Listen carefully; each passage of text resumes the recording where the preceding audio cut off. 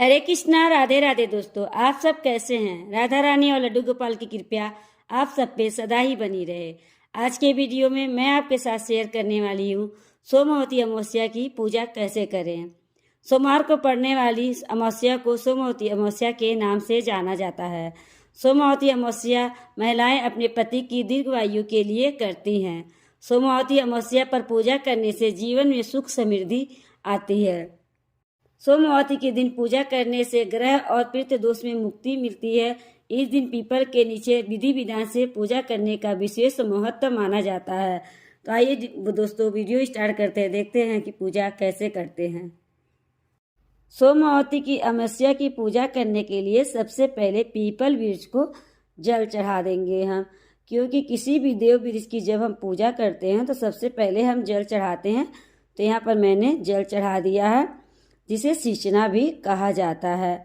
इसके बाद से हम दीपक विराजमान करेंगे। तो दीपक हमें सीधा जमीन पर विराजमान नहीं करना चाहिए, आसन देकर ही विराजमान करना चाहिए। तो यहाँ पर मैंने स्वास्तिक बना रही हूँ मैं। आप चाहे तो अष्टकमल दल भी बना सकते हैं, या तो चावल की ढेरी लगाकर भी दीपक विराजमान कर सकते हैं। तो यहाँ मैं स्वास्तिक बना रही हूँ पीले चंदन से। आप चाहे तो हल्दी से भी बना सकते हैं, आटे से भी बना सकते हैं, जो भी है आपके पास उससे आप बना सकते हैं। देखिए, मैंने यहाँ पर चावल का ढेरी लगा दिया, उसके बाद दीपक मैंने विराजमान कर दिया है। दीपक विराजमान करने के बाद मैं दीपक जला लूँगी।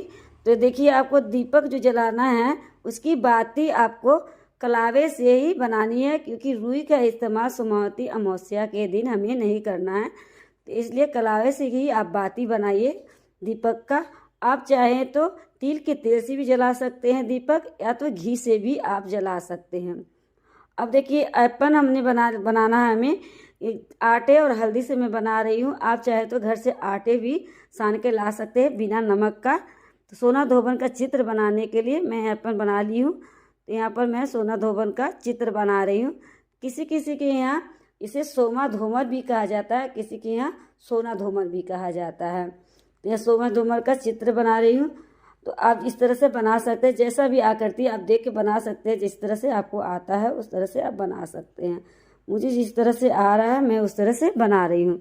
उसके बाद से पांचों उंगलियों की सहायता से 108 जगह टीका कर लेंगे हम। 108 बार हमको टीकना है। इसके बाद से सिंदूर से हम शोभा धोवन को भी टीका कर लेंगे, और जहाँ जहाँ मैंने टीका है वहाँ पर भी टीक देंगे। और उसके चंदन से भी हम टीक लेंगे, पीले चंदन से कलावा समर्पित कर देंगे सोमा धोवन को वस्त्र के स्वरूप। अब धूप दिखा देंगे, बहुत ही प्रेम पूर्वक से धूप दिखाएंगे। तो यहाँ पर मैंने धूप दिखा दिया है, और जो भी देवी देवता वहाँ पे विराजमान है उन्हें भी हम टीका कर देंगे। लक्ष्मी जी विराजमान है वहाँ पे। अब आप फेरे ले लीजिए। आप चाहे तो कच्चे सूत से भी ले सकते हैं, या तो कलावे से फेरे लेना है। फेरे आप चाहे तो 3 बार ले सकते हैं, 5 बार ले सकते हैं, या तो 7 बार, 11 बार, जितना आपके पास सामर्थ्य है उतना फेरा आप ले सकते हैं। तो यहाँ कलावा से मैं फेरा ले रही हूँ। इस तरह से आप भी कर सकते हैं।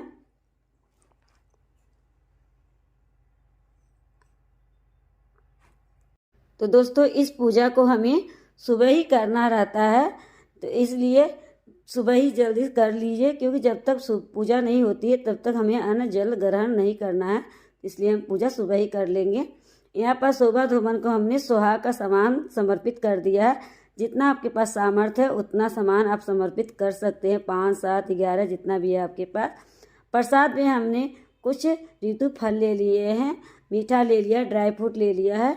आप कुछ भी प्रसाद में रख सकते हैं, नहीं है तो केवल मिश्री भी रख के प्रसाद का भोग लगा सकते हैं। यहाँ पर मैंने फूल समर्पित कर दिया है। फूल के बिना पूजा थोड़ा अधूरा लगता है, अगर फूल मिल जाए तो बहुत अच्छा है। तो मैंने फूल समर्पित कर दिया है। उसके बाद से हम भौरी देंगे। भौरी देने का बहुत ही विशेष महत्व माना जाता है। सोमवती अमावस्या में 108 बार, जिसे हम परिक्रमा कहते हैं, 108 बार हम परिक्रमा करते हैं पीपल वृक्ष की। तो आप किसी भी चीज़ से आप परिक्रमा कर सकते हैं। यहाँ पर मैंने टाफी और मूंगफली से मैं परिक्रमा कर रही हूँ। देखिए दोस्तों, ऐसी परंपरा मानी जाती है कि पहली बार जब हम सोमवती अमावस्या का व्रत उठा रहे हैं तब हम धान, पान, हल्दी, सिंदूर और सुपारी से बहुरी देते हैं। उसके बाद से अपने सामर्थ्य के अनुसार किसी भी वस्तु का हम भावरी दे सकते हैं, जैसे कि फल, मिठाई, सुहाग की सामग्री, बिंदी, जो भी आपके पास सामर्थ्य है उससे आप भावरी दे सकते हैं। 108 चीज़ें ले लीजिए, बिंदी ले लीजिए 108 चूड़ियाँ ले लीजिए, जो भी है आपके पास, या तो ड्राई फ्रूट ले लीजिए, पूरे 3-4 किस्म का ड्राई फ्रूट लेके आप मिलाकर भी परिक्रमा कर सकते हैं। जितना भी आपके पास सामर्थ्य है उतना आप कर सकते हैं। तो इस तरह से परिक्रमा हमें करनी है 108 बार। अगर आपका स्वास्थ्य सही नहीं है तो नहीं कर पा रहे हैं तो आप 21, 51 इतना भी परिक्रमा कर सकते हैं तो कर लीजिए, लेकिन 108 परिक्रमा करना जरूरी रहता है। अगर कर सके तो ज़रूर से ज़रूर करना चाहिए। सोमवती अमावस्या के दिन 108 परिक्रमा, इसकी का बहुत ज़्यादा महत्व माना जाता है। तो हमारी परिक्रमा हो चुकी है। अब देखिए, हाथों में, सीधे हाथ में हमें फूल लेना है और अक्षत लेना है। वहीं पे हम बैठ के कथा सुन लेंगे। तो देखिए, जिस जगह हम पूजा करते हैं उसी जगह हमें कथा सुनना है। अगर जिस जगह आप पूजा कर रहे हो वहाँ पर ज़्यादा भीड़ है तो आप किनारे भी कथा सुन सकते हैं, और वहाँ पे बहुत सारी महिलाएं होती है, उनसे भी आप कथा सुन सकते हैं, क्योंकि कथा सुनना और हुंकारे भरना बहुत ही अच्छा माना जाता है। तो वहाँ कथा सुन ले तो बहुत अच्छी बात है। कथा सुनने का भी बहुत विशेष महत्व माना जाता है। बिना कथा के हमारा व्रत पूरा नहीं होता है। तो इस तरह से हमारी पूजा संपन्न होती है। पूजा करने के बाद दक्षिणा जरूर चढ़ा देंगे हम, क्योंकि दक्षिणा हमारी पूजा को कमियों को पूरा करता है। जो भी हमने वहाँ पर सामान चढ़ाया है उसे हम वहीं पर दान देना है, हमें घर पर नहीं लाना होता है चढ़ाया हुआ सामान। ये सारा सामान हम दान में दे देंगे। भौरी पर चढ़ाया गया सामान आपको दान में ब्राह्मण को भी आप दे सकते हैं, ननद को भी दे सकते हैं, या तो अपने भांजे को भी दे सकते हैं। के बाद से सुहाग का जो हमने सामान चढ़ाया उसमें से भी कुछ चूड़ियाँ आप घर पर ले आ सकते हैं परिवार को बांटने के लिए। सुहाग में वृद्धि होती है सुहाग की चूड़ियाँ पहनने से, चढ़ाया गया सामान से। जो हमने प्रसाद चढ़ाया उसमें से भी आप थोड़ा सा ले आ सकते हैं घर में बांटने के लिए प्रसाद के रूप में।